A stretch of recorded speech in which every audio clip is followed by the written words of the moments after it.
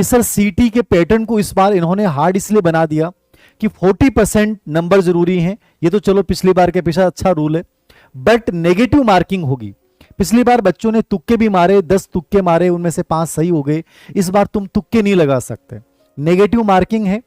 40% number आपको minimum लेके आने हैं। 35% SC ST वालों के लिए हैं। और सिलेबस ऐसा है सीईटी का कि यदि आप यूपीएससी का सिलेबस देखेंगे तो आपको फील वही आएगा। लेकिन हमने एक टेलीग्राम के ऊपर एक फाइल डाली थी, जो पिछले साल के पेपर हैं सीईटी के, उनका मैंने एनालिसिस किया और उसमें मैंने देखा कि जो भारत के इतिहास के प्रश्न है, भारत की राज्य व्यवस्था के प्रश्न है, भारत की इकोनॉमी के प्रश्न है, वो 5-5 ही आते हैं।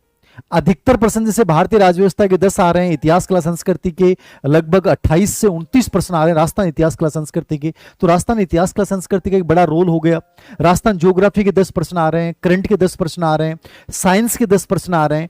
तो कुल मिला के जब एग्जाम में 1.5 से 2 महीने हो, तो उस समय आपकी स्ट्रेटेजी जो होनी चाहिए ना, वो बड़ी स्मार्ट होनी चाहिए। आपको हर चीज को टच नहीं करना है, आपको केवल उन चीजों को टच करना है जिनको ऑलरेडी आप पढ़ चुके हैं, उनको छोड़ दें कि जो नॉर्मल पढ़ा हुआ है। लेकिन मान लीजिए कोई एकदम नया टॉपिक है, जैसे साइंस के 10 प्रश्न आने हैं, तो साइंस में आप किसी किताब को पढ़ेंगे, किसी कोचिंग में जाएंगे, पॉसिबल नहीं है। केवल PYQ की किताब उठा लीजिए। भारतीय इतिहास के जो टॉपिक है उनके PYQ या 1 लाइनर पढ़ लीजिए। भारतीय ज्योग्राफी के भी 1 लाइनर या PYQ पढ़ लीजिए। अर्थव्यवस्था हमेशा करंट के संदर्भ में आती है, तो करंट आप पढ़ेंगे, उसके साथ इकोनॉमी तैयार हो जाएगी। मैथ जिस बच्चे को नहीं आती उसको सीईटी के लिए संघर्ष नहीं करना चाहिए, उसको कंप्लीटली छोड़ देना चाहिए। समझ रहे हैं आप?